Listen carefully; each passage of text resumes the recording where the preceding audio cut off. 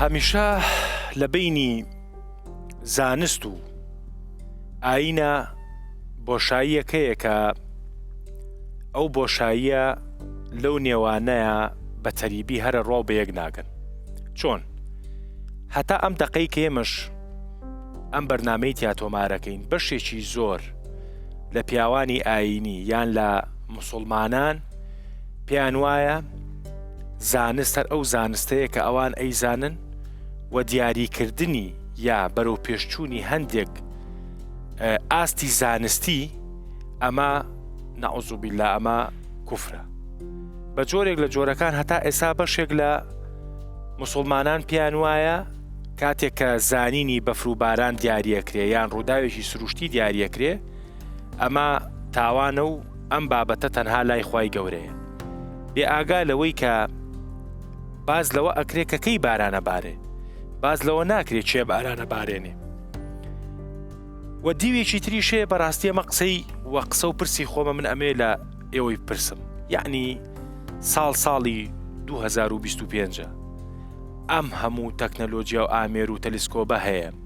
یعنی منطقی تایە هەتا ئێستاش بۆ دیاریکردنی وایتر لە ڕۆژانی ئایندای شەڵا جەژنێتە پێشەوە بۆ دیاریکردنی ڕۆژی جەژن ئیلا ئەبێ 4 پیا و 4 مامۆسای ئاینی بچنە پشتی شاخێکە و لە سوچی بەردێکەوە سەیری مانکەن ئەگەر ئەو ڕۆژە هەور بێ دیار نییە و ئەگەر ئەو ڕۆژە باران بێ دیار نییە و ئەگەر چوزانم ینی کۆمەڵگەیەک و میلەتێک بکوێتە ژێر ڕەحمی چاوی کۆمەڵێ مامۆسای ئاینی ئەی زانست لەکوێی ئەم شتایە. ئەمەی کە من باسیەکەم پرسیارە، هیوادارم مامۆسایان وەڵامم بنەوە. دکتۆر هاوڕای کە ئەو بینە هەیە لە بینی ئاین و زانستە و لە سەردەسی بەشێک لە مامۆسایانی ئاینی و موسڵمانان ئەم بینە تایە زیاترەکە، ئەم بینە هەتایە لە بریۆی لی تێبگەن بە کوفری ئەزانن؟ بەداخەوە بەشێک وا هەیە و ئەو نەمەسەلەکی تازەیە، ئەو مۆزوعێکی زۆر قەدیمە، ینی هەیە بەری ئیسلامەژی ئەو مۆزوعە نەت گرێدای مۆضوعی ئاینی ئیسلام تەنەیە، ئەوە بەری ئیسلام کەنیسە گەلک هەمان ڕۆلی و بەرکی خراپترژی، ینی ڕۆلی عولەمای موسڵمان زۆر باش بۆ مقارنەتەن بکەنیسەرە ینی. فأو موضوع هم حبري زور خرچي كريا وبداخوا خويني جهات ورجاندن يعني زوري كسي قلني دايا يعني نتيجة أو بينه كيشا أو إنه نصوصي قرآني بيروز هنا حديث بيخنبر عليه الصلاة والسلام هنا درخ أو نصي مقدس دا تفسيري هاتوا ودرخ أو تفسير دا شرحي هاتوا ودرخ أو شرح دجي تعليقي هاتوا ودرخ تعليق دج هامشي هاتوا زور كس هيا لحموم ميزدكي بهمان شعبي قول نصي مقدس ميزدكي نتيجة قول نيزيكي نصي مقدسة يعني نصي مقدس قرآن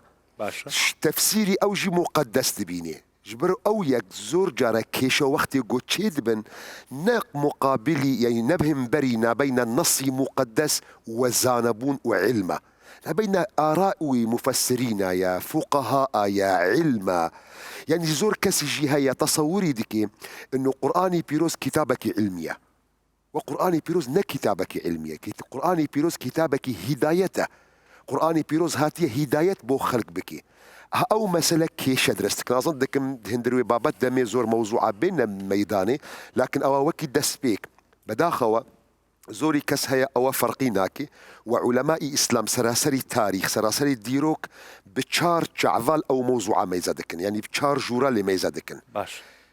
باشكي هيا ميزادكي إنه علم والدين مطابقي هفن وأو معلومات علمي إيجو زور كسي علمي ديار ديك إيجو معاكسي علم أو أنا علمه وأو قولي مثلا ابن رشدي مالكية دي بيجي علم وآين موافقي هفن نريني الدوام دي بيجي نا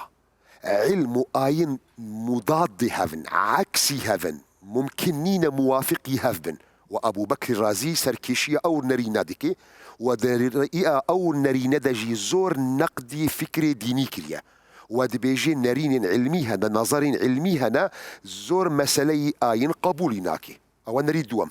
نريني سيم نريني إمامي غزالية. إمامي غزالي دي بيجي علم ميدانك جدايا ميداني آين، علم تواني خزمت بك خبات دك موضوعي ماديدة،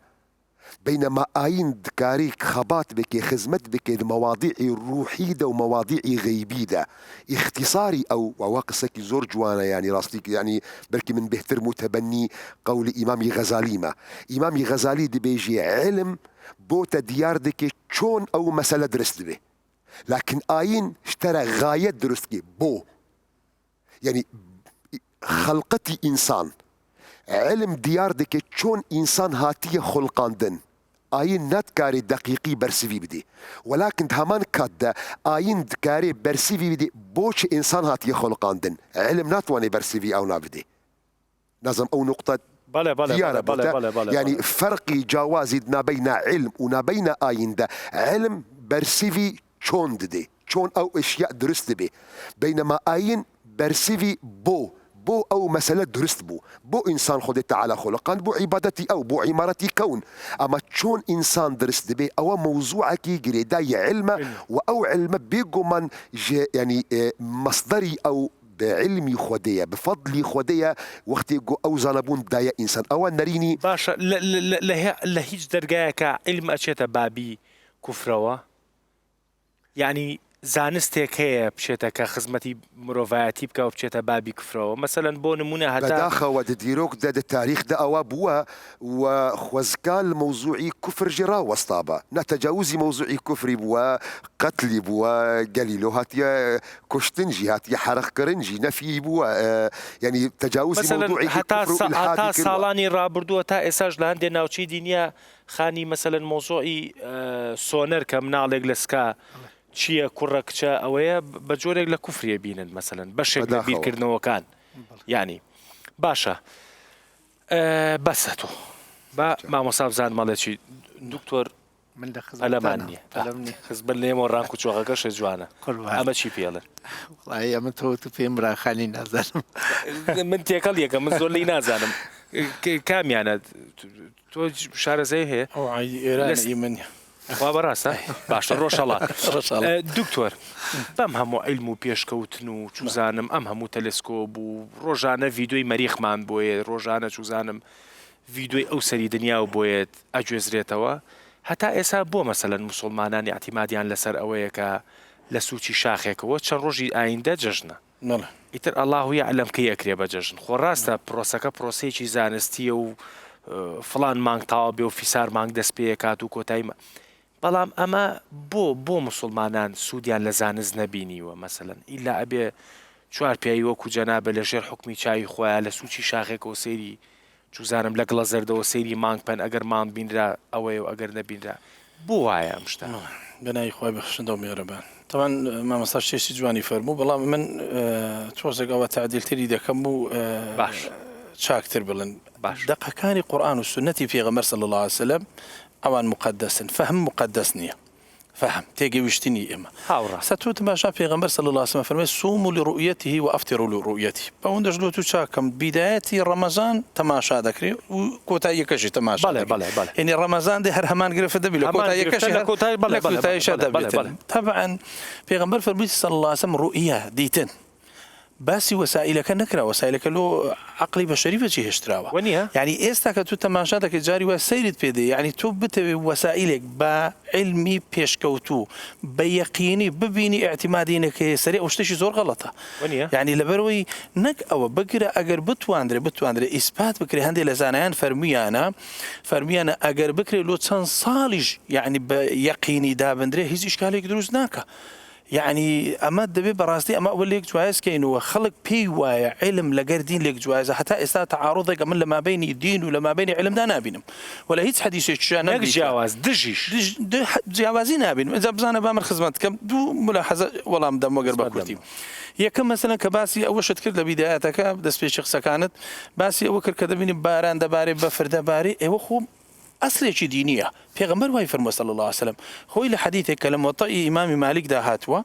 ئیبن عەبدەلبەر دەفەرمێ چەند گەڕام بە دوای تەصحیحی ئەو حەدیثە پێم نەکرا ئیبن سەلاحی شارە سووری کە کوردە و عایدی خۆمانە ڕەحمەتی خوای لەبی ئەفەرمێ من تەصحیحی ئەو حەدیثەم دیتەوە 4 حەدیثەکە و پێی نەکرا لە خلالی 30 ساڵ کە موەطئی مالیش شەرح کردیا دەفەرمێ من دیتمەوە تەصحیحی ئەو حەدیثە کتابێکی لەسەر ئەو 4 حەدیثەدانە یەکیان لەوانەیە ئەو حەدیثەیە کە لۆ جەنابتی باز دەکەم پێغەمبەر دەفەرمێ صلی الله عليه وسلم إذا أنشأت بحرية ثم تشاءمت فتلك عين غديق ئەگەر باەک لە بەحرا هەلی کرد لۆ ڕۆی لۆ لای شەم ئەوە هەورێکی باراناوی و بارانی پێیە خۆی وای فەرمووە باسی ئەومان لۆ دەکە بەڵام تۆ چ لە خەڵکێک دەکەی ئەوڕۆکە وا دەزانی ئەگەر ئەو قسە گوترا ئەو قسە کوفرە دەی کە پێغەمبەر کردی صلی الله عليه وسلم تۆ چ دەڵێ ئەوڕۆکە ئەو لەوانەیە و حەدیثەی پێ نەگەیشت لەوانەیە زۆر نەخین تۆ نەزانی کە ئەو حەدیثەی پێغەمبەر هەیە صلی الله عليه وسلم کە باز لە ئەنواعی جەوی دەکا یعنی ئێمە کاکە دەروون بەس تەماشاکە دنیا پڕی کتابی فقه کرایە 500 ئەحکاممان هەیە 700 ئاەت باسی فەزا دەکە باسی کەون دەکە ئێوە قسوور ئێستا تۆ ڕۆکە تەماشای دەکەی بڵێ ئەو علمی فەزایە حەقیقی وەکالەی ناسا ئێستا لای ئێمە بە مسلمانە بەڵام کەم تەرخەمی ئەوانە وای لێ کردیە یعنی ئێستا تو تەماشا مەسائلی دینی دەکەی بەڕاستی دین زۆری احتیمامی بە علم داوە یەکەم ئاەت دابەزیوە لە قورئانی خوای گەورە فەرمێ ئیقرا بەخوێنە بڕۆ فێر بە پێغەمبەر فەرمێ صلی الله عليه وسلم إنما بعثت معلما هاتوومە خەڵک فێرکەم فێرە هەموو زانست و تەکنۆلۆژی بۆ ئەم شتانە ناگا دەیگا بەس بۆ نمونە هێشتا بۆ کوبرەی ئەهلیەتی کەسی خۆینە تۆ باسی سۆنەرەت بۆ نمونە يعني ئێستا یەکی لە شتانەی کە برێن خەڵک وا دەزانی ويعلم ما في الأرحام خوای گەورە نافەرمێ من چونکە لە لوغەی عەرەبی ما لەگەر من فەرقی هەیە من يعني چێ ما يعني ئەو شتە چییە يعني تۆ تەماشاکەی علمی ڕزقی ئەجەلی ئەوانە هەمووی دەگرتەوە بەشێک لەوانەی کە باز دەکرێتن ما لە بۆ غەیر عاقلە يعني شتێک هێشتا هەر نەبووە نەهاتە وجود ئەتو مایلۆ بەکاردەینی بەڵام من لۆ شتێک بەکاردەی کە تەکوین بی دیار بی ئەتو ئینسان لە ناوژی منداڵ لە ناوژی دایشیدا کە دروست دەبی مەلایکەت پرسیارەکە یا ڕەبی خوایەوە نێرەیان مەیە خوای گەورە بڕیاری لەسەردا و کاتە مەلایکەتەکەش دەزانی ونبي بري كز نزاني إذا لو زور خلك يستجاري وهي يعني اعتراض لهندي شد دقري الآية يعني شتيك تماشادك بروي علمي ودا تماشاك هيج جوازية شينية علم لغير القرآن لغير سنتي صحيح بيغمبر صلى الله عليه وسلم أنا بعض أحاديث ضعيف وموضوع وأمانة مانية خلك زاري وبزاري قرتو مسائل علمي في ردكاتوا نخو استئما كتماشا مسائل علمي دكين أواني مستحدث كهاتي تبيشوا هيج شتيك مانية قرآن رفزي كاتوا يا حديثي في غمر صلى الله عليه وسلم يعني حتى ابن بادفاعك بريم يعني إنسان لبابي إنصافه بري حتى مسيحي كان يجدلي وقت خوي قالوا لنا ينكشتوا يعني لسه قولي صحيح نازم ما اختصاص ما مصابك ضليش شاز قرن بيشي مثلا ميلاده محاكمة كراية بان كراية بلام قولي صحيح أوية من بيستيمة ضلين نكوجرا يعني لسر هندي كذا بلام إيست تماشى ذاك بون من يعني علم بيشكوتنو دروس كردين علماء آرائي نوي أوي جاري وقت توزق إنسان رادقري لهند مسائل ده بهوي فهمي غلطه يعني وكو شاعر قصيشي هي جوان دري وكم من عائب قولا صحيحا وآفته من الفهم السقيم يعني جاري فهمك السقيم سقطه باجنيا ناخذ دينك هيج عيبين باش زانز لشو أبيت كفر مثلا زانز لشو أبيت جناح زانس اگر انكاري شتيشي او هو كبرين بون منا دقيشي قراني صحيح بيكاتن بيسواني او بليتن اما نخو استا هيز دقيق ماني لقران لحديث مثلا بون من شتيك عقليا يعني علميا ثابت ببي قران رفسكاته يعني حديث شي في صلى الله عليه وسلم من تا استا سندين شتم لو مسالانه مشاكل اصلا يعني او علم دريدي اخي مؤيده له القران يعني يسمن يقنموني بسيط بدمي في غمر فرمي صلى الله عليه وسلم سري بنزي خود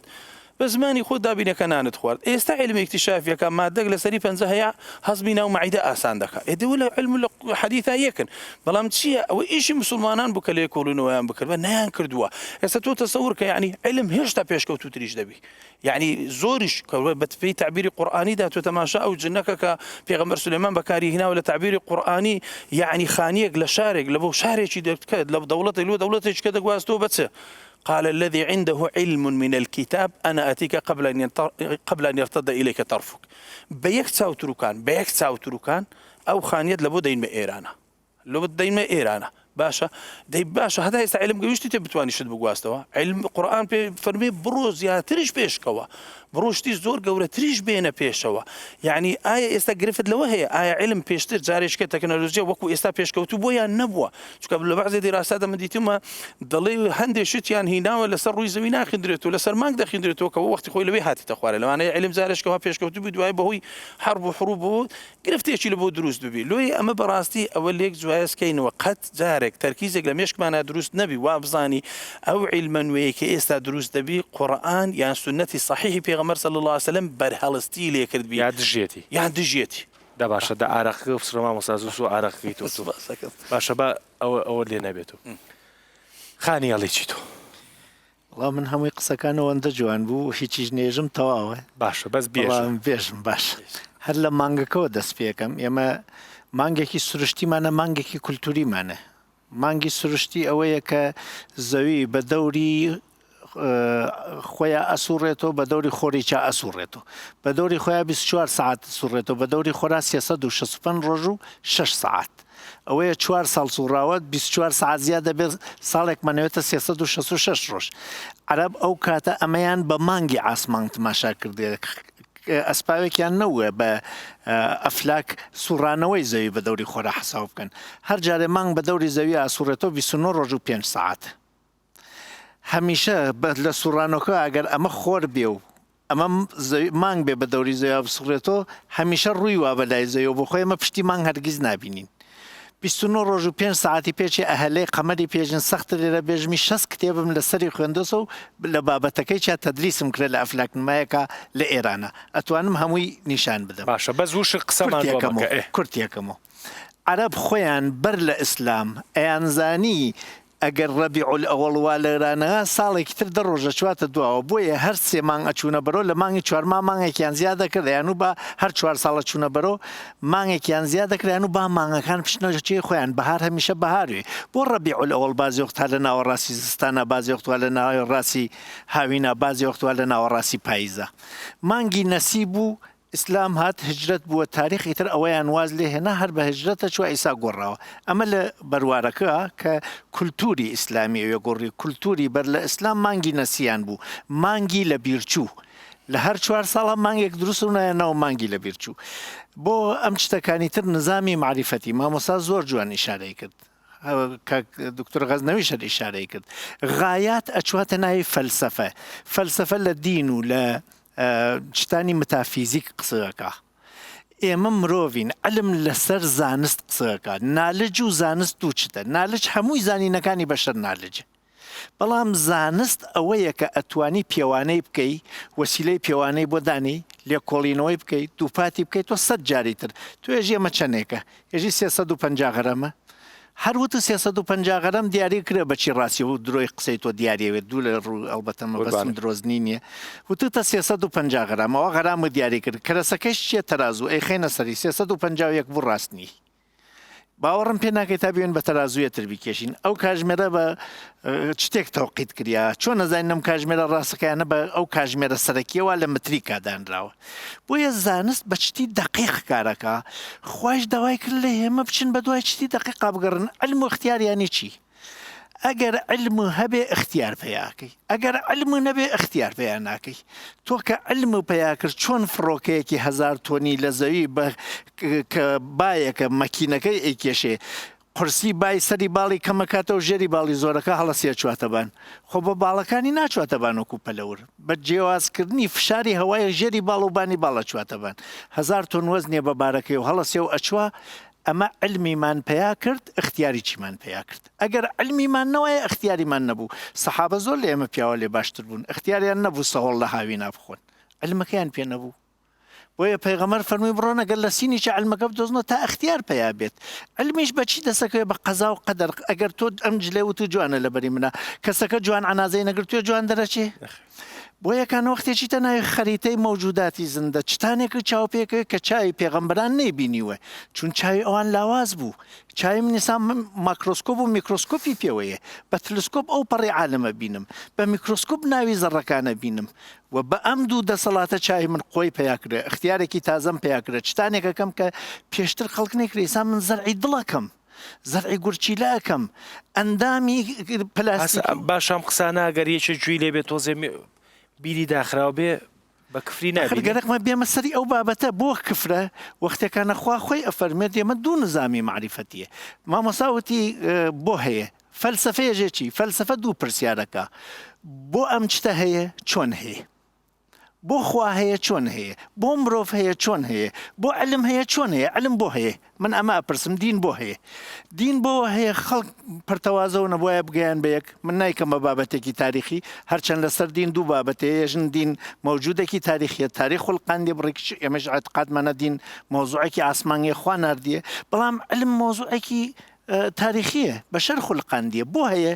هزار گرفتمان بوو نەبووە کێشەکانی حل نەکرد چۆن هەیە بە کۆبوونەوەی زانستەکانمان لەسەر یەک ئێستا من ئەم پرسیارەمەیە ئایا علم و دین غایەتەکانیان فەرقیە هەرکیان دۆزینەوەی ڕاستی نییە هەرکیان دۆزینەوەی حەقیقەت نییە ئایا ئێمە هەروەکو ئەوە کە شتەکانمان کردەسە اختصاص بە دابڕینی ئەم دوانە لێک نەمانکردن بە دوو چت کردیانمان بە دژیەک ئەی بۆ دین هەر کاتێک علم شتێکە دۆزێتەوە دین کەڵکی لێ وەرەگرێژە زۆر باشی چێ بەڵام هێمە لە علما یەک قسەبان هەیە ئێژین ئێمە خەریکی نێزیک ئەبینەوە بەڕاستی هەرگیز ناژین ئەمە ڕاستیە کەس دینێژە ڕێک ئەمە ڕاستیە کەس وەختی دینێژێ من ڕاستی هەتایم لە پێش و هاوردۆ ئەمەیە و غێری ئەمە نییە هێمە ئەکەوینە تەفسیرکردنی بەچی تەفسیرەکەین بە علم ئەگەر علمەکە پێکا یەژنەم علمە جوزی دینە ئەگەر نەی پێکا دژایەتیە لەو بەینەها دروسەوێت ئەویش فەهمی کێس دروستێکە سەلیقەی کەسەکانە باشە سەلیقەی مامۆستاکە و سەلیقەی عالمەکەس بوەستە بە ئەم تۆزەشی ڕووکە وەختی ئەم دوو کەسە بە سەلیقەی خۆیان فتوا ئەدەن سەلیقەکانی خۆیان ئەکەنە دژی چتەکە هێمەوازان ئەمە دژایەتی دین و علمە ئەگەر ئەم مۆبایلە یەکێک وێنەکەی بکێشێ شش لای هەیە لە ژێرۆ لە بانۆ لەم لاوە لەو لاوە هەروەکو هەموو شتێک شش وەچی هەیە ئەگەر ئەم شش وەچە تۆ دەست بنیتە سەری بێژی مۆبایل بەس ئەم یەک وەچ هەسە ئەوە تۆ سەلیقەی خۆ بەکار نایەنی ناڵی ئەمە و پێنج وەچەکەی تری تماشا بکەین بۆ یەکانە من وا ئەزانم هەم دین و هەم علم بە دوای ڕاستیە ئەگەڕێن ڕاستیش نابێ شەشدانە بێ یەک ڕاستی هەیە لە دنیا دین ێژێ من لە پێشەوتمەوە هاوردمە ئەلمی ژێژە منش خەریکم کەشفێکم زام تۆ ڕاستەکەی یانە دین بۆ ئەبێ بترسێ لەمەوە خەریکە ڕاستیە سەلمێنی بەڵام لەوێنە دیندارێکە لە علم تێناگا مجبورە پەلاماری علمدا عالمێکە لە دین تێناگا مجبورە پەلاماری علمدا ئەم شەڕەوە لە تەفسیرەکانە نییە لە حقیقەتەکە حقیقەت هەرەوەسە علمێت فیزیا بێ کیمیا بێ شیمی بێ بیرکاری بێ زانست بێ فەلسفە بێ قەرارە هەمویان حقیقەت بدۆزنەوە بەڵام چون تەفسیرەکانیان سەلایقیان عقایدیان ئینتر زانستی بەشەر منی سا بە عەقڵێکی قسەکەم بە عەقڵی خۆم قسەکەم پارەکە لە ئیسا لاواسترووە مطمئن و دوو ساڵی تر بە عەقڵێکی جوانترۆ قسەکەم ڕەنگە ڕەحەتتر قسە بکەم بخاستریش تێ بگەم بۆیە عەقڵی بەشەر لە مێژووە هاتۆ بەرەوملا گەشەی کردێ و وڵامی دینی هەرە وڵامە سابتە بووە و عەقڵی بەشەر وەختی ڕوبڕووی ئەم وڵامە سابتە بووەسەوە ئەگەر پێکاوێ وتیانە ئەمە موعجزە و بوو بە دینیان پێ تەفسیر کرد نەی پێکاوەیەکیان پەلاماری ئۆکیانی داوە باشە دکتۆر هەمیشە قسەیەکەیە کە مسلمانان حازرخۆری ئەو زانستانن یا ئەو داهێنانانن کە یەتە ئاراوە و ئەوەنەی بەکارهێنەرن دروستکردنین لە ڕووی زانستیەوە ئەم بیرکردنەوەی بەشێک لە مسلمانان وای نەکردووە مسلمان ئاوا گیر بخوات لە داهێنانە تێگەیشتی لێم چێڵێم باش زانیم تێنەگەشتی مەسەلەن بۆ نمونە مایکەکەی بەجەنابتەوەیە غێری مسلمان دروستی کردووە ئەو لایتە غێری مسلمان دروستی کردووە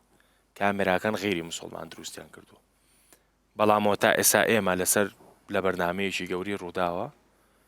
بەشێک لە قسەکانمان کە ئەم کەلوپەلانە بەکارێنین باسی ئاینەکەین بەڵام ئەم کەلوپەلانە مسلمان دروستی نەکردووە داهێنەرەکەی مسلمان نەبووە و ئەمە بۆ شتەکانی تری ژیانیش مۆبایلەکەی دەستی تۆش باشە ئەم بیرکردنەوەی بەشێک لە مسلمانان وای نەکردووە کە چوار مشقی دانیشتن بیر لە داهێنان نەکەنەوە تەنها بڵێن داهێنان و زانست تەنها ئەمەیە کە دەردی خانی وتی ئەمەیە کە بۆمان دانراوە ئیتر با دەستکاری نەکەین تاوە با دانیشین ناکاک دڕن یعنی وەختی گۆ مرۆڤ تەماشای دیرۆکی مسلمان دەکێ دە گەلک کاتادا پیاوی مسلمان عالمی مسلمان هەبوون يعني داهێنەر بوون بێگومان باش و ئەمرۆ وەختی گۆمە بەحسی زۆر تشتی گرنگ و پێویست دەکەن گۆ ئەمرۆ کەسێکی نەموسڵمان دەستکردە وەختی گۆ مەدڤەگەرن ئەسڵ مەدبینن گۆ پیاوەکی موسڵمان دەست کردە ینی وەکی ئیبن حیان وەکی غەیری وانە ینی دەستپێک جوان دەست پێ کرد و علمی جەبر و علمی فیزیا ڕاستە ئەمرۆ ملەتی موسڵمان یانجی عالمی موسڵمان ئەو ڕۆلە نالیزن بەداخەوە ئەو ڕۆڵانش کە بینراوە لە ئاستی تاکا بووە ینی تەسەووری مدە ji ber got عالمی مسلمان نینە قەناعەتی مدە ما ئاغلبی خۆ زۆربەی يعني من بۆ خاتی تعمیمی نەکەم يعني پیاون هەنە جامێرن لكن ئاغلبی مسلمان ئیرۆ نزیکی 10 ملیار مسلمان هەیە ئاغلبی وە مقلدن وكسي مقلد ناتواني خارجي أو برتوكي جوبري استا حاضر بونا دركبي تميزكي بياوكا جينجكا شو دراسة إسلامي خوندية ماستر جي خلاص كريا دكتوراه جي خلاص كريا نكاري قراري بو خبستاني هر دشيوتي دواري أو إمامي جوهاتيه البجارتين وكي نمونا فكري أم بيجن إمامي شافعيه البجارتيه بهر أو قناعة دمشق مثلا بحسي مثلا موضوعي دسبيكي مانجي رمضان وموضوعي داوي رمضان كر قالك كسهيا دكتوراه جي تواو كريا بركي ما مستوى جامعية جبرقو فكري مذهبي حنبلية قبولي ناكي موضوع تلسكوب كاربيني يعني موضوع تلسكوب كاربيني وكي موضوعي استئناس بكارتيني اعتمادي ويلسر نريني إنسانكية بنا بياوة كدي بيني أقل درجة علمية بس بيكون مذهبي حنفية وكها استال تركيا مثلا وكي نمونا تقويم موا حاضرة بريد حتى 20 صالة ديجي 50 صالة ديجي زان رمضان كنجي دس بيدكي كنجي تواودكي اعتمادي صار موضوعي فلكرنا وهو موضوع منتهية حتى تلسكوب يجي بيوستناكي موضوعات تفجر داية تقليدي إمامة حتى استابياوا كتاب له تخصصك فقهي ذا مدرسة بوجي تخصصي فقهي مقارنة جو بياو ينجي إنساني مسلمان طالبي علم هولي بدي فيري بكي خارجي أو إطار تفكيري بكي لكن بداخل مجتمع ناهلي أو إنسان بيش كذي مجتمع هرتم ضغطي لديكي يانتي مينا مبي يناي قبول كرن اگر نمينا مجتمع بي نمينا جفاك بي اعتبار دكي بياوكي علمك تازه درست كريا علمك خارجي بافو قالو دايكو وتاريخ وشان درست كريا دينك غريب بيدحسي جبروية كتصوري مدى اگر امرو يعني بياونا مسلمان هابن يعني جزور بي عالمي اسلامي تركي او موضوع كريا فكرك ديجي هيا يعني حتى يعني وزيرك اوقاف بوجي يعني ودكتوراه جي بيرهابو اظن دكم بنافي اخوة محمد نوح القضاة بو وزيري اوقافي اردن بو برسيفي داد التلفزيون دادقو او ايشي نكاريميا او كيشي كافريا ما هاتنا فقط ما بكار بينن فكري وصاجي هيا يعني باشە خۆی نازانێکەوە بیرکردنەوەیکی خراپەیە ینی قازانجەکەی چییە؟ قازانجی تەسەووری مدا ئەم ڤەگەرن نقطەکی زۆر گرنگی زۆری مهم ڕۆلی دین چییە؟ ئمت قەناعەتی مدا تەسەووری مدا دین بەرسیوی مەوزوعی ئاین دەدێ مەوزوعی غەیبی دەدێ ديني إسلام وهر دينك ديجي نهاتيا جو برسيفي موضوعي علمي بدي مادي بدي وأوا قناعتي قالك إن يعني علماء مسلمانة إمامي غزالية إمامي شاطبية ابن خلدون حموات بيجنك يعني قرآني بيروس كتابي هداية كتاب علمية كتابك هاتي إثبات نظريات علمي بك نظريات علمي رابو سر موضوعك مادي موضوع ماثماتيكا يقين هي بوقسي لسرنا كويا من شخصي من قناعات أو موضوعها هي يعني قرآني بيروس احتمال جارنا بحسين هم موضوعي علمي دكي نبو خاطري نظريكي علمي شبوتا إثبات بكي بو خاطري إيمانا تلقى الخدي تعالى زيادة تربكي وإلا نهاتي مودي قرآني بيروز إثباتي نظريكي علمي بكي وقرآني بيروز وقت يقوهاتبا نظريكي علمي بكي يعني أو خلقي مجتمعي قل دردوري بيخنبر بن عليه الصلاة والسلام تنقهشت بن أو نقطة يكج مقاييس وبيفاني نظرية علمي قرق قابل بد أو كاتش تجربة وقت يقول بيخنبر عليه الصلاة والسلام ده وقت يقول قرآني بيروز ذاك بحسهن مسألة علمي ذكرن مجتمعي عرب نات كاريبون أو دقة يعني إخضاعي بكم بموضوع تجربة باش وەکو زانستەکەی تۆ ئەو مەبەستمە جوابم بیتەوە وەکو زانستەکەی تۆ کتێبی قورئان یا با بڵێن دین کتێبەکانی با بڵێن وەکو دکتۆرەڵێ ینی بۆ هیدایەت هاتۆ یا بۆ زانست هاتۆ ینی کتێبیشی عیلمیە منە پرسی مامۆستا پرسی تۆی ئەمێ وەکو لە زانستەکەی تۆ بە کورتی پێم بڵێ بۆی کە من ئەگەر ئیجازە بدەیت تۆزێکە ڕۆمەتەوە چون پێویستم پێگەر بۆ وەڵامی ئەوچە چون من مامۆستای ئاینی نیم ئێمە ئیسا لە ڕووی زەویە دوو ئیشەکەین یەکێ پێشبینی یەکێ پێشگۆیی پێشگۆیی ینی شتێکە پێش لە ڕوودانی تۆ بیڵێ بێژی ئاوا ئەبێ بێژن ئادەی مستەنەدات و بەڵگە و وەسیلەی سەلماندن و چییە بیڵێ پێم پێت نەبی معلومیش نابێ ئەبێیانە ئەگەر بوو ێژی ئایتەوتم ئەگەر نەوێژی ماوێتی دواتر ئەبێ بەڵام لە پێشبینیە ێژی بۆ نمونە ئەو سیارە بەم خێراییە بڕوە بۆ ئەم مەودا بەم بنزینە ناگاتەجێ ێژی بۆ ێژی سەدی ئەوەندە ئەسووتێنەوە ئەمە مەودا کەس و بنزینێکی ئەوەوە ئەمە پێشبینیە ئەمە علمەیکە ێژێ مانگ بەو خێرایەتیە و ئاواتیە و لە ئێوارەی فلانە لەوێ تۆ بیبینی یانەی بینی چاوەتوانێ بیبینیم مەبەستم تێگەیشت ئەمێژن پێی پێشبینی نەدین زدیەسی نەکەس و ڕێک زانستی و بەڵگەس و ئەندێتە بریدەس ئەمە پێشبینیە پێشگۆییمان ئەمێنێتەوە ڕەماڵێ فالگیرێ یەکێک لەو دەرەوە ێژێ دەست بێرە تا بێژم ئەوی بچی ێژی بەڵگەم پێنیشان بدە شتێکمە هیچی پێنیشان نادا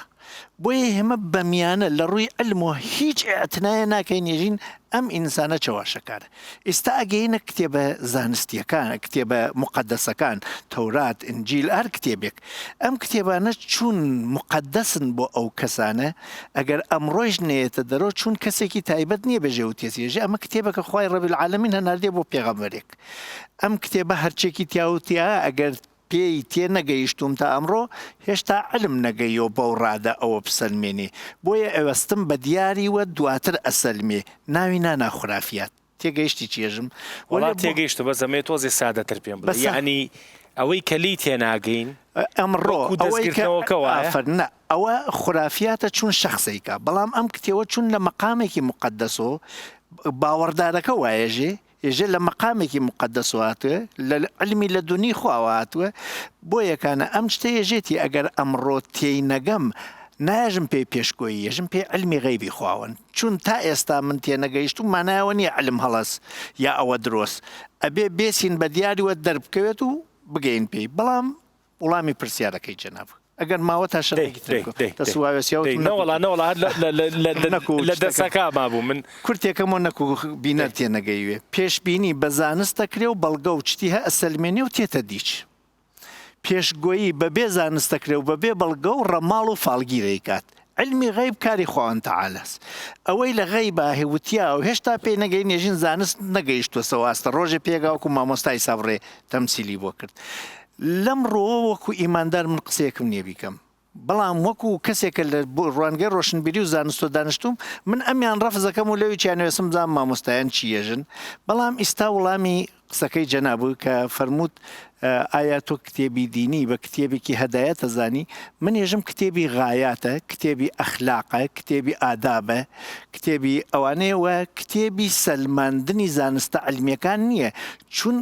بۆ سەلماندن تۆ ئەبێ پێشەکیەکان فێری گوێگرەکە بکەی بۆ نمونە گەر خوابێژێ ئاسمان تەبقە لەسەر تەبقەس هیچی فێرمان نەکرێت لە پێشەوە تا من لێی تێبگەم مەگەر هەر بێژم سەمیعنا و ئەتەعنا وەلێ وەختیەوە منێژی سێلێکدانی 2 ئەوێتە 6 لەبەرە عەدەد پێ فێرکردم لەولا کۆ پێ فێرکردم لەولا کەم و پێ فێرکردم لەولا لە سەری قسن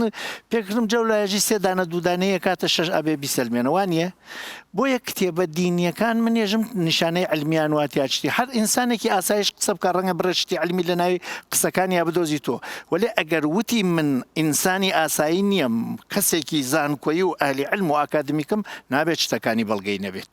کتێبی دینیش ڕەنگە چتی علمی تیابێت علم ئەمڕۆ بیسەلمێنێت تیاماوێت علم هێشتا پێی نەگەشتوێت تیاوێت علم دژ بە ئەوە بێ بۆیە منێژم چون کتێبەکە سەداسەد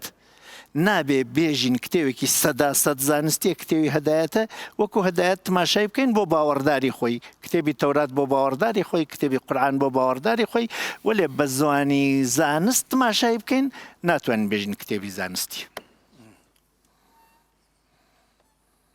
پرسیار ناکەم بەخوا پرسیارمە مۆزوعەکەمان زۆر هین کرد. بەخۆی بیدایەت حەزەکەم ملاحەزەیەک لەسەر پرسیارەکەت ڕوون بکەمەوە لەسەر قسەی ئوستاز هەڵبەتە مامۆستا. بەڵێ ینی بینەری کوردەوە بەردامەیەکیش لەسەر و بابەتاکەی، ینی بینەری کورد هیوایەتی ئەوەیە بۆ ئەوە ئەژی لە بەردامەیەکی ئاوا من ئێستا بۆ خۆم فێرە بم کە لێرە لە خزمەتیەوە دانیشتوم بۆ خۆم فێرە بم کاجووسف فێرە بێت، ینی ئاگام لێ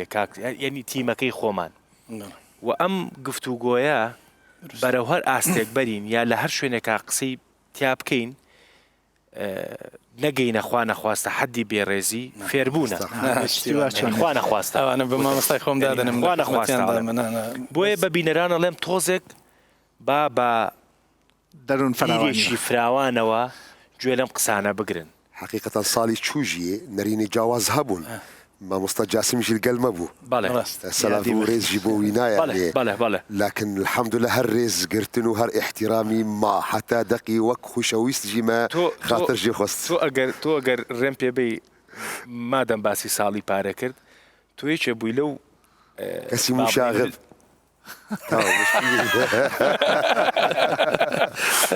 لكن مشاغب اختلافي آرائها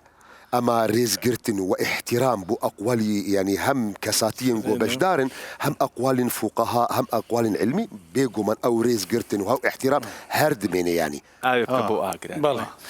طبعا هندي حقائق زانستي هي كنابيان لنا وحقائق او زور جاري وهي مش يعني ملاحظه بدين لسر هندي كذا ما بس مردانه وقصه كان نار بربريني بوتنا كان من قديما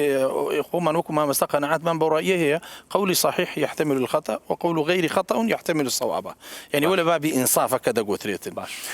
حقائق علمي زور جاري وهذا قوتري ككاتك دي بيو بر علمي شدي كي بقوتر او حقائق رشكاتوا بون من تقرير يكم خين دولوي امريكانو سيبوتي ما تسلسل ضدرين خلق جوشت خرابه استدرتو زور باش وانسان قلوناك وناك كوملي فائده ليش مرت مع العلم بيشتر وان نشانه ده او بالنسبه شي دياري كراو ني خوي لوانه مضاعفات لو جسم بيو نازم نخوشي دروستك او انا ما بالي بقرا قسم نقن منقدان من ديش من هي او هل زانستي هندشتي زانستي بەڵگەشتل بێنرا و دوایی دەرنەچووە ئێستا بزن بوون بوونەمە باسی ئەومان کرد وتمان کەشناسی جاری وایڵن بەفتە باران حەلە و هەولێرە من جاروێ بەخۆم گوێم لێ بووە هەڵێ سبێنێ شۆفەر و کۆمەڵیشتمان زۆر حازر کردوە لافا هەرستی سبێنێ ڕۆژ هاتیتە دەرێ یعنی هیچ ئەو شتێ نییە بڵێ دەتوانم 100% دای بنێم زانستی علمی استیفادەی لێ دەکرێت سوودی لێ وەردەگیرێ کەلچی لێ وەردەگیرێ بەڵام ناتوانین بڵێم بۆ نمونە ئەو زانستانەی لە پێشی گۆتراون هەتا ئەو ڕووکەی علمی حەدیث کە پێی گەویشتین هەمووی 100% یەکسەر هاتووتە جێ أوش حقيقته واضحة لزور شيء تطبيق بي أوي كمان بس من قرآن كتابه شيء هدايته فقط يعني كتابه شيء علمي وزانستيه طبعا أمن كظلم مثلا كتابي هداية هو أما بلقمان زور اللي سر عندك كذا قرآن كتابي هدايته وكل جنابي دكتور يشفرمي هدايته أخلاقه أحكامه أسرية قصصه لازم نشان ده علمية لازم نشان ده إما بس بقينا أو أستي بلين كاكا علمية كلي ترقناكي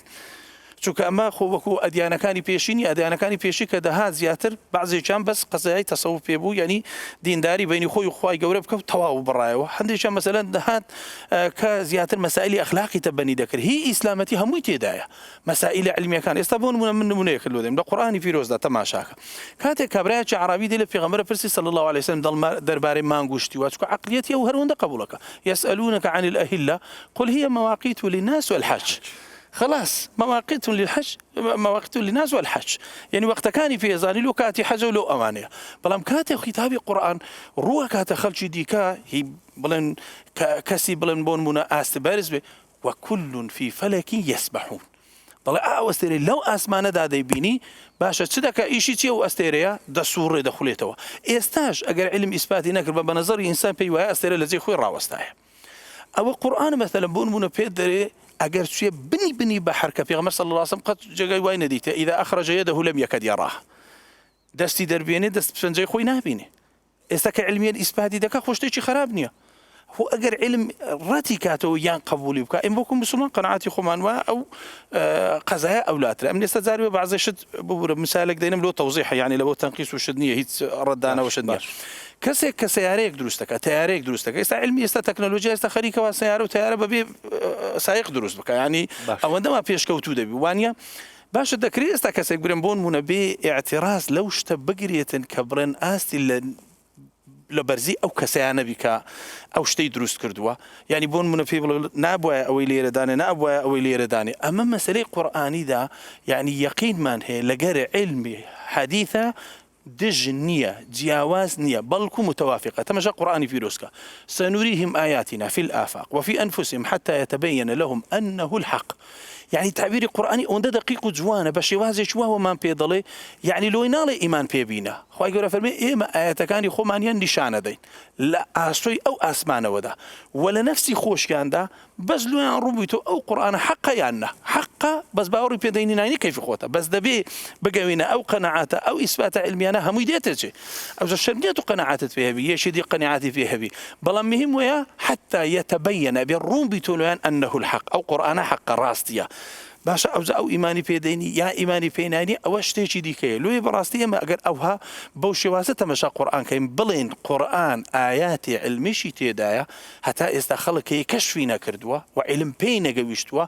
همانا وآياتي شمان هي علم إثباتي كردوا وصحيحة وهشمان تيدا رابردوشة تيدا هي نك أو بز لقرآن لحديثي في غنبري شهية صلى الله عليه وسلم من منش علمي لودين موخوز جيستا داتا شوية شباش تيقو شو قلت مال هوايات داتا حبوا باش بقصد مثلا في غنبر صلى الله عليه وسلم بيعمل دي تلاي دفرمي يا رسول الله من دمي مزقوتك دروستك خلشي يمنا دفرمي باش دروستك ضل يا رسول الله روي لشوين دركم تا علم خوشي استا بيش كوتونيا نازاني روي لشوين دركا او كابريا كقبلي بي بينتو بس شي وازي قبله ليمن مع العلم في غمر صلى الله عليه وسلم بجيان يمني نديتيا فرميت شي لا هي وهي بيدران ظن فرمي بلا يا رسول الله فرمي روي لو تشياكا او تشيا برامبر كعبه استاج او مزقوت ما ولا جوجل او اخذتك دشيش اللي هتا دركي كعبه ديت من كاك نمونه دلو بين مو لنا والسعوديه تيجي دو صد مزقفت قبلي خواربو دو صد مزقفت قبلي خواربو يعني عكسبو اويك لا أندلسيا هذا خيستا بيت ظلم لا أندلسيا يك جزيرة بكامل أندلسيا 12000 جزيرة تدا هم جزيرة لنا وآوي يك جزيرة بكامل فشتي لك عبيبو مزقوتي هوليري قادرية شهيدان استوى ناوي دينين برامبر فاميلي مول تماشايكا سن صال من بخوم يجم لي كردو قبل كي خوار درس يستخلق لركن ورادة وستي أو هلا ولا رادة وستي أو أنا هموي يعني تماشا كي علمي بشرية تماشا دكي خو سعودية سن فيش كوتو لازم وابو قد قبلي خواري تداني بفي عصاية وبالقام من للامة دو صد مزقوت قبلكي لا روي لك عبا نبوه نبري عمدا دروس كلابي هر اون ديلي زاني بشركة ويزاني او لا قبلي او لا هو نبو او لا هو ليرة من بس في غمر صلى الله عليه وسلم دقيق صاندك قصي علميك قصي ليمنك بلام تماشاكي برامبر كعبه ناكري او قصي غلط دربتي ما دام حديثك صحيح بو إثبات علمي لسري دا دروس تبي باشا شلون زانيوتي بيغمري خوا وحيا لا خواي قوري قل إنما أنا بشر مثلكم بس أندم فرق يوحى إلي خوا بيرا أجيني أجا خواي قوري بيرا نجيد با بيغمري صلى الله عليه وسلم نيدا زاني يعني حتى شتي خواي قوري أجا داري نكريتو بيغمري خوا صلى الله عليه وسلم معلوماتي لسر نبوة إذا ما كنت أما تكمل لك قصة كان بكم نكو غلط لما تيجيشتون استا بيغمبر قصيكي كريك درتشو لكيو زاني وحي علمي لدني بيداو چون بەڵگەی نەبوو ئەوە قیبلەس بەڵگەی پێبوو خۆی بێژێ ئەمە بەڵگەمە ئەوە خەریتەوە ئەوە نەقشەز نەوتی وا بکەنەوەتەوە بۆیە من مەبەستمەوە بوو لەو قسە لێم تێبگەن خەڵک ئەگەر کەسێک هات و قسەی کرد و داهاتووی خەڵکەکەی وت بە قاوەیە بەچتێ ئەوە ڕەماڵە فالگیرە چون هیچ شتێکی زانستی تیان نیە قسەکەی بەڵگەی نێبی سەلمێنێ و ئەگەر لە قورئانەیە لە فەرموودە و حەدیسە هەبوو ئەگەر باوەڕدارەکە قبوڵی کردە مەعلمی لە دنیا خواست ناژن پێی پێشگوۆیی يجن بي علمي غيبي خوانا وطا وحي بقولي باشا تشيب كاين امثال بومك بدوا قصه كاك درون يعني او نرين جوازي وقت قلتنا ديار كرن همان نقطة دي خويا كرن يعني او نرين يقول ما مستوى دكتور خالد ديار كرن او نرينا رأيك موجودة صحيحة مقبولة دهمان كاد او رأينا رأي مجمع عليه كون رأي يقول مبو تشيكوت نرأيك مجمع عليه يعني او نرين يقول ما مستوى خالد يقول هن علمائي هم قديم هم حاضر يعني تأييدي او قولة دكن دهمان كاد نرين يقول من قدجي علماء قديم جي هنا وإيه تازجي قبولي دكن وددنا ديار كرن قرآني بيروز نابي كتابكي ببي تقريري نظرياتي علمي أو نقطة زور جرينكا وأمره أو بوا درجهكي بداخة والشركي زور جورة درست بوا دنا بينا يعني كسم جو قرآني بيروز يعني سنتي بيخمر عليه الصلاة والسلام صحيح ثابت يعني شركي دكن نبينا وان كسن علمي ناجبر جو نظريات علمي هر نظريات نقطة زور مهم جورها يا فارقي ما بين موضوع آين وموضوع علمه موضوع آين موضوع قراري نهائية نقاش نية قولي خوايا ومسألة قضاء تواو موضوعي علمي موضوعي نظرية قابل للتطوير أمر رأينا كبياني قابل بياني قابل عكسي قابل عكسي ويا بو أو يكراستي قرآني بيروز أغلبي جارا وقتي جو بحثي نموني علمي دكي نجبو خاطري نظرية علمي درست بك بقولي قناعتي من وإنما جبو خاطري إيمانات درست بك آية قرآن بيروز بيجي أفلا ينظرون إلى الإبل كيف خلقت وإلى السماء كيف رفعت وإلى الجبال كيف نصبت وإلى الأرض كيف سطحت أو أبو خاطري إيماني من درست بك لكن شون أرض سطحت شون سماء رفعت أو إشي علمنا إشي منها إساتو با بكين بام آقراو إسا ليتلا شنروجي آيندا إن شاء الله جژنی ڕەمەزانێتە پێشەوە چی بکەین ئیتر لەم بە جەماعەتی گەڵە زەردە بڵین و بەو شوێنانەی تر لە کوردستان کە ئەچنە پشتی ئەم شاخەوە و لە سووچێکەوە سەیری مانگەکەن چی بکەین پیان بڵین سوود لە زانست وەرگرن و وەڵامێکی یەقین بن بەو خەڵکە بڵێن کاکە فلان ڕۆژ جەژنە فلان ڕۆژ جەژن نییە بخۆی کاکە دەروون بەڕاستی ئێستا گەر تەماشا بکەی ئێمە پێویستمان پێ کوی ئێستا مامۆستای ئاینیمان پێ لۆ فتوا شەرعیەکەی تەماشا مانگ بکە ئەوها پێویستیمان بە زانای جیۆلۆجی هەیە پێویستمان بە زانای فیزیایی هەیە پێویستمان بەوانەشدا هەیە ئەوانە بین مشارەکە بکەن ئێمە بەرنامەیەکمان کرد لەسەر مۆزوعی ئەرچی مزگەوت باسی ئەو بابەتانەمان کرد لە بەرنامەکانی ڕابردووە مەسەلەن کە چوزانم ینی پێویستەکە لە شان بەشانی پیاوێکی و جەناب زانایکی جیۆلۆجیشی لەگەڵابێ فەلەک ناسێکیشی لەگەڵابێ لە ڕووی زانستی ئەکید من چ دەڵێم ینی ملاحەزەی من چیە بەڕاستی زۆربەی ئەوە ئیشی مەسەلەن وەزارەتی ئەوقافە یعنی بەڕاستی مشارەکەی خەڵکی دیکە پێ بکە ئەو عەقڵە بڕک فراوانتر بکرێ گەورەتر بکرێ خۆ من ناڵێن کابرا ئیستیفادە لە عیلمەکەی بکە ئیستیفادە لەو نەکرد بێ بەڵام ئەو خەڵکە لەو دوو دڵێ نەجات وەگرە سوودی لێ وەگرە ئێستا برم بوون بوون ئێمە بمانەوێ بینایەک دروست بکەین من هەندیسێکمان هەیە بێدینە تێدەگەی مسلمانێکشمان هەیە شەو نوێژەکە لەو کاتە من چیانیان بکەمە گەورە ئەبێ بڕاوێژ بەو مهندیسە بکەم و ئەو لە بۆم دروست بکاتن ئێستا من پێویستم بەوەیە کەسێک بێ تەحدیدی مانگم لۆ بکە بەبێ ئەوەی خەڵک گومانی بمینێ یعنی ئەخر چاو بە غەڵەتدا دەڕوە من شتێکی خۆشت لۆ برێن بە کورتی لە زەمەنی ئیمامی عومەرە تەماشای مانجا نەکرد بیبینین یەک بەشەر نەیەدیت پیرەمێر دەگەیدیت ئەیگوتین باشە خێرە لە بەرنی ئەو هەموو خەڵکە بەست تۆ دەیبینی ئەوش دەیگوت تە لەبەر چاومە ئەو تا لەبەر چاومە ئاخیری یەک تەماشای کرد دەقیقی کرد بڕۆی ئەو هەلێ کرد گوتی دیارە گوتی ناوەڵە بزر بوو داوێکە هاتووە سەر چاوی بەغەڵەتتا برد یعنی دەکرێ برێ زۆر جاری وایە ئینسان ڕوئەتی شەخص بەغەڵەتتا بڕوە بەڵام بەڕاستی لە تەکنۆلۆژیای علمیدا جاری وایە یعنی دەکرێ برن قابلی غەڵەتیش نییە ئەوەندە بە دەقیقی شتەکە دەداتە دەستەکانە خۆش بێ لە کۆتاییە من وەکو تەنزێک باسیەکەم و بۆی کە لانی کە وەزارەتی ئەوقاف تۆزێ ڕاست لە چێبۆی کە پرۆفیسۆرەکان لە ڕووی جیۆلۆجیەوە پرۆفیسۆرە فەلەک ناسەکان چوزانم ینی لە بریەوەی کە خوازانێت چەند جەژن نەبووە بەهۆی ئەو داوای تاڵەگاتۆتە سەر چاوی کابرای پیرکە سەیری کردووە لە بینی شاخەکە و کردوێتی بە جەژن لە کۆتاییە مەبەستمە بڵێم دەتۆ بیکە بە کۆتایی ئەگەر کامێرە ئەمە نیشان بدات ئێوەی سا من چوارگۆشەیەکە کردومە بە 8 بەشۆ 4 بەشی مشین کردو و 4 بەشی سپیە ئەگەر تۆ فڕفڕەیەکی تیا ببینی کە ئەسوڕێتەوە ئەگەر شینەکان ببینی سپیەکە نابینی و ئەگەر سپیەکان ببینی حتمما شینەکە نابینی ئەوە یەکێ لە خەتاکانی چاوە هەر ئێستا ببینە جەناب شینەکە ئەگەر ببینی فڕفڕەیەکی سپێکە نابینی سپێکە بینیم شینەکە نابینم لەوە لە دەروونیاسیە ئێمە هەزاران خەتای چاو و هەگوێ و دەست و حاسەمان دۆتامە بابەتێکی زانستی نییە کامی احتیمادە بکەینە سەر بابەتێکی زانستی هەوڵ بدەین شتێک بێتە یارمەتی چاو دەستەکانە خۆش بێ خوافیز